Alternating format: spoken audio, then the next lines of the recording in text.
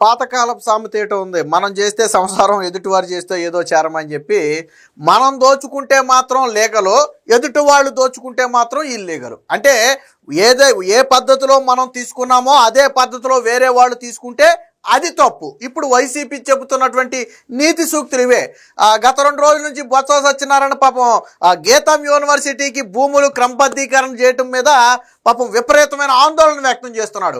అసలు ఈయనకెందుకు అంత ఆందోళన అని మనం ఒకసారి ఆలోచిస్తే, అంటే ఎందుకు మనం ఇప్పుడు బొత్స గురించే మాట్లాడుకున్నామంటే, ఈయన మాత్రం ₹1,00,00,000 ఎకరం ₹1,00,00,000 విలువ చేసే భూమిని ₹1,00,000కు 30 కోట్లు చేసే భూమిని 30 లక్షలకు విజయనగరంలో కొట్టేశాడు. విజయనగరం గ్రోత్ సెంటర్లో, బొబ్బిలి గ్రోత్ సెంటర్లో ఈయన కుటుంబ సభ్యులు కొట్టేశారు. నాడు జగన్మోహన్ రెడ్డి సీఎంగా ఉన్నాడు 2023 సమయంలో మనం మాట్లాడుకునేది. సో అది. కానీ ఇప్పుడు గీతం యూనివర్సిటీ విషయానికి వస్తే, ఇది ఏళ్ల తరబడి గీతం యూనివర్సిటీ ఆధ్వర్యంలోనే ఉన్న భూమి. వాస్తవానికి ఇప్పటి వరకు గీతం యూనివర్సిటీ కనీసం దానికి కంచి కూడా వేయాల. ఎందుకంటే అది ప్రభుత్వం వాళ్ళకి ఇవ్వలేదు కాబట్టి వాళ్ళు కంచి కూడా వేయాల. కాకపోతే అవసరాలకు వాడుకుంటున్నారు. జగన్మోహన్ రెడ్డి వచ్చిన తర్వాత ఏం చేశాడు, మొత్తం యంత్రాంగం మొత్తాన్ని 100 మంది పోలీసుల్ని, రెవెన్యూ యంత్రాంగాల్ని, జేసీబీలని, బుల్డోజర్లను తీసుకెళ్ళిపోయి అది మొత్తం కూడా స్వాధీనం చేసుకున్నాడు. వాస్తవానికి అది గీతం యూనివర్సిటీకి ఆనుకుని ఉన్నటువంటి భూమి. ఆ భూమిని పైగా మార్కెట్ రేటు చెల్లించడానికి వాళ్ళు సిద్ధం. ఇప్పుడు మార్కెట్ రేట్ ప్రకారం మీరు కొనుక్కుంటే ఏంటి, నేను కొనుక్కుంటే ఏంటి, గీతం యూనివర్సిటీ కొనుక్కుంటే ఏంటి? మార్కెట్ రేటుకి కాకుండా బొత్స సత్యనారాయణ లాగా దోచిపెడితే తప్పు. బొత్స సత్యనారాయణకి ₹1,00,00,000 విలువ చేసే భూమిని ఎకరం ₹1,00,000కే దోచిపెట్టారు. 30 ఎకరాలు బొబ్బిలి గ్రోత్ సెంటర్లో దోచిపెట్టారు. కానీ ఇక్కడ అలా కాదు. అప్పుడు మార్కెట్ రేటు ఎంత ఉందో అంత మార్కెట్ రేటు చెల్లించడానికి వాళ్ళు సిద్ధంగా ఉన్నారు. గీతం యూనివర్సిటీ అంటే ఎంత ప్రతిష్టాత్మకమైనటువంటి యూనివర్సిటీ, ఎన్ని లక్షల మందికి విద్యా బుద్ధులు నేర్పింది, ఎన్ని వేల మందిని ఈరోజు ఉన్నత ఉద్యోగాల్లో తీర్చిదిద్దింది. అలాంటి ఆ ఇన్స్టిట్యూట్ అంటే రన్నింగ్లో ఉండి ప్రపంచవ్యాప్తంగానే పేరొందినటువంటి గీతం యూనివర్సిటీకి భూమి ఇవ్వటం తప్పు. కానీ గ్రోత్ సెంటర్లో నేను ఇథనాల్ తయారీ యూనిట్ పెడతానని చెప్పి భూములు తీసేసుకుని నేటి వరకు కనీసం శంకుస్థాపన కూడా చేయని బొత్స తీసుకుంటే మాత్రం కరెక్ట్. అంటే బొత్సాకి దోచిపెట్టింది ఎవడు మాట్లాడరా? ఎందు గురించి మాట్లాడరు?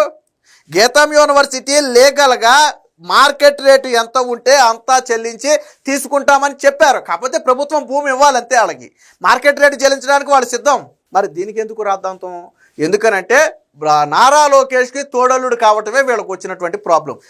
ఒక విషయం గుర్తుపెట్టుకోండి, ఈ గీతం యూనివర్సిటీకి ఆ 54 ఎకరాల భూమిని కేటాయించాలని 2014-19 చంద్రబాబు గారు ముఖ్యమంత్రిగా ఉన్నప్పుడే వీళ్ళ తండ్రి మూర్తి గారు హయాంలోనే అడగటం జరిగింది. కానీ చంద్రబాబు గారు ఆ రోజు కేటాయించాల. నిజంగా కుటుంబ సభ్యులకు కేటాయించాలి అనుకుంటే ఆ రోజే అయిపోయిన, అసలు ఈరోజు ఈ ఇష్యూయే లేదు, ఆ రోజే క్లోజ్ ఆ చాప్టర్ అనేది. కానీ చంద్రబాబు గారు అంత త్వరగా కేటాయించాల. కానీ ఈరోజు నిబంధనల ప్రకారం ఉన్నత విద్యా సంస్థలకు ప్రభుత్వం భూమి కేటాయించవచ్చు. కొన్ని సంస్థలకు తక్కువ కేటాయించవచ్చు, కొన్ని సంస్థలకు ఉచితంగా ఇవ్వచ్చు, కొన్ని సంస్థలకు యాజ్ పర్ మార్కెట్ రేటు ప్రకారం ఇవ్వచ్చు. ఇక్కడ వీళ్ళేమి ఉచితంగా ఇమ్మనలా, తక్కువకి ఇమ్మనలా, మార్కెట్ రేటు ప్రకారం ఇమ్మన్నారు. అదే వేరే యూనివర్సిటీకి ఇచ్చుంటే వైసీపీ మాట్లాడేది కాదు. కానీ గీతం యూనివర్సిటీకి ఇచ్చేటప్పటికి అది తోడలుడు కాబట్టి, బాలకృష్ణ అల్లుడు కాబట్టి, నారా లోకేష్కి తోడలుడు కాబట్టి వీళ్ళకే నొప్పిగా ఉంది. మరి బొత్స సత్యనారాయణ దోచుకున్న భూముల గురించి ఎవడు మాట్లాడతాడు?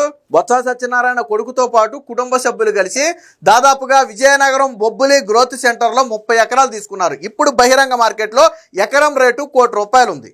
ఆ రోజు ఏపీఐఐసికి వీళ్ళు దరఖాస్తు చేసుకుంటే ఏపీఐఐసి బొత్స సత్యనారాయణ 30 కోట్లు కట్టమంది. 30 ఎకరాలకు 30 కోట్లు కట్టమంటే మేము అంత కట్టలేమని చెప్పి జగన్మోహన్ రెడ్డి ద్వారా చెప్పిస్తే ఎకరం 10 లక్షలకు ఫైనల్ చేశారు. కోటిని 10 లక్షలు చేశారు. అంటే 30 ఎకరాలకు 3 కోట్లు కట్టాలి. కానీ వీళ్ళు కట్టింది ఎంతో తెలుసా? 30 లక్షలే. ఆ 2,70,00,000 ఇంకా కట్టలా వాళ్ళు.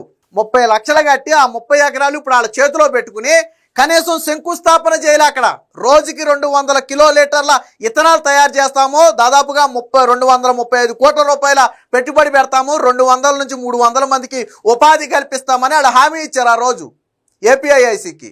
ఈ రోజు వరకు శంకుస్థాపన కూడా చేయాల. సరే, చేయకపోవడం సంగతి పక్కన పెట్టి ₹1,00,00,000 విలువైన భూములు ₹1,00,000 ఎలా కొట్టేహారయ్యా?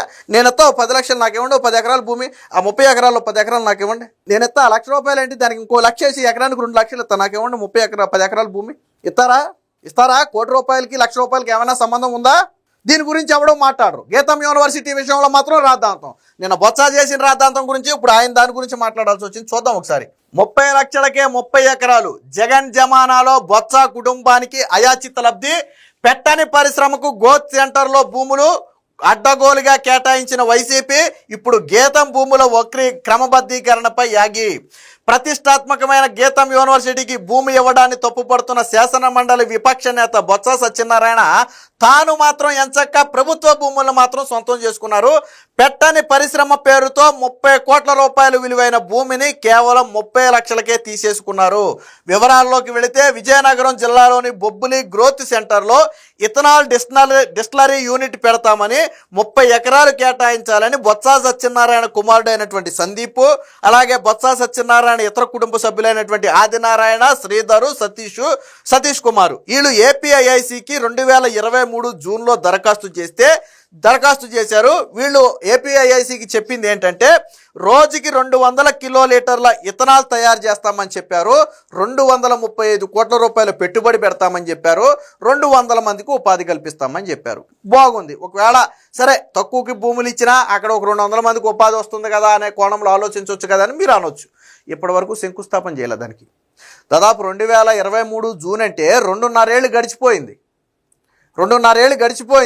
ఇప్పటి వరకు కనీసం అక్కడ శంకుస్థాపన కూడా చేయలే. అంటే ఇవి పరిశ్రమలు పెట్టడం కోసం తీసుకున్న భూములు కాదు, కేవలం వాళ్ళ స్వాధీనంలో కొన్ని సంవత్సరాల పాటు ఉంచుకుని ఆ తర్వాత వాటిని బ్యాంకుల్లో పెట్టి తాకట్లు పెట్టేసి లోన్లు తెచ్చేసుకుని వాళ్ళు వాడేసుకుంటారు. ఒకవేళ ప్రభుత్వం తిరిగి స్వాధీనం చేసుకోవాలంటే అవి బ్యాంకు తాకట్లలో ఉంటాయి, అటు స్వాధీనం కూడా చేసుకోలేని పరిస్థితి. సరే చేసుకోవాలంటే అది వేరే విధంగా చేసుకోవచ్చు అనుకుంటే అది వేరే విషయం. మరి ఇక్కడ ఇన్ని మాటలు మాట్లాడిన బొత్స ఆ రోజు నీకు 30 కోట్ల రూపాయల విలువైన భూమి 30 లక్షలకి ఎలా ఇచ్చారాయా? మరి ఆ రోజు ఎందుకు మాట్లాడలా? ఆ రోజు నువ్వు ప్రభుత్వ ధర ప్రకారం ఎకరానికి 1 కోటి రూపాయలు చెల్లించవచ్చు కదా. ఇప్పుడు గీతం యూనివర్సిటీ ఎకరానికి మార్కెట్ ధర ఎంత ఉంటే అంత చెల్లిస్తామంటుంది. నువ్వు చెల్లించి ఉండొచ్చు కదా ఆ రోజు. నీ దగ్గర డబ్బు లేదా? బొత్స సత్యనారాయణ దగ్గర డబ్బు లేదా? మరి ఎందుకు పోనీ 3 కోట్లు చెల్లించాల్సింది 30 లక్షలు చెల్లించారు. అది కూడా చూపిస్తా చూడండి. సో 235 కోట్లు పెట్టుబడి పెడతామని 200 మందికి ఉపాధి కల్పిస్తామని పేర్కొన్నారు. అక్కడ భూమి విలువ ఎకరం 1 కోటి ఉందని 30 కోట్లు చెల్లించాలని ఏపీఐఐసి సూచించగా తాము అంత చెల్లించలేమని ఎకరం 10 లక్షలకే ఇవ్వాలని కోరారు.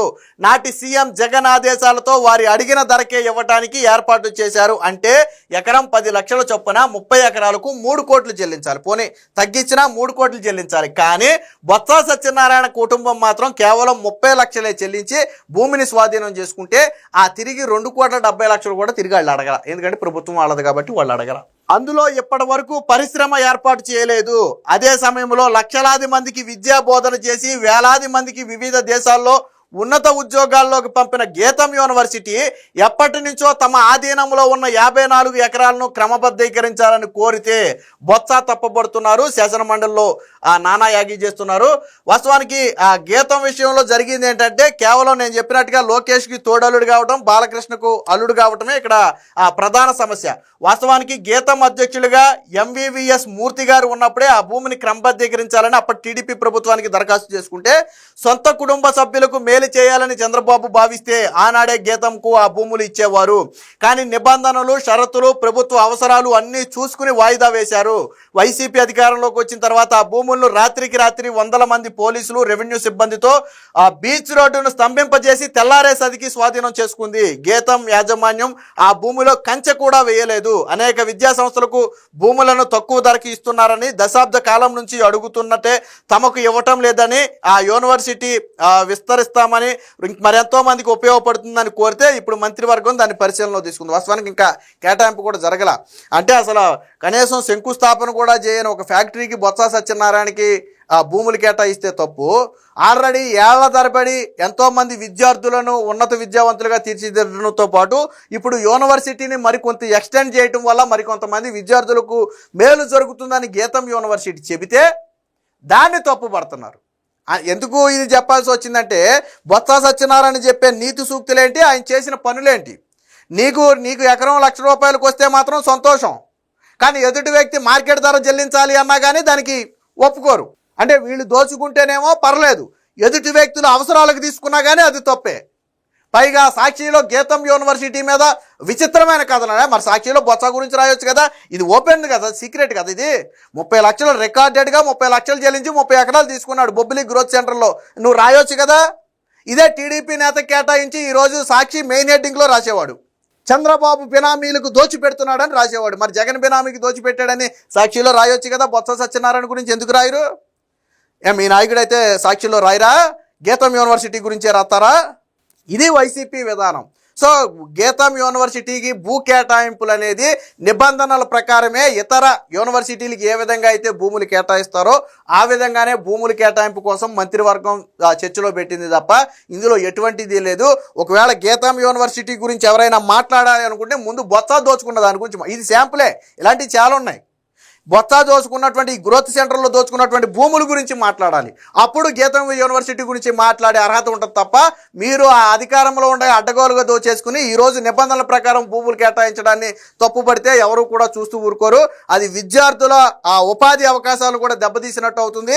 యూనివర్సిటీని ఎక్స్టెండ్ చేయటం వల్ల లక్షలాది మంది విద్యార్థులకు ఉపయోగం కలుగుతుంది, మరి కొంతమంది విద్యావంతులు అవుతారు, మరి కొంతమంది జీవనోపాధి లభిస్తుంది. ఇవన్నీ మర్చిపోయి రాద్ధాంతం చేస్తుంది కేవలం చంద్రబాబుకి బంధువు అనే ఒక ఉద్దేశమే తప్ప ఇందులో ఎటువంటి అవినీతి కానీ స్కామ్ కానీ ఏమీ లేదనేది స్పష్టంగా అర్థమవుతుంది.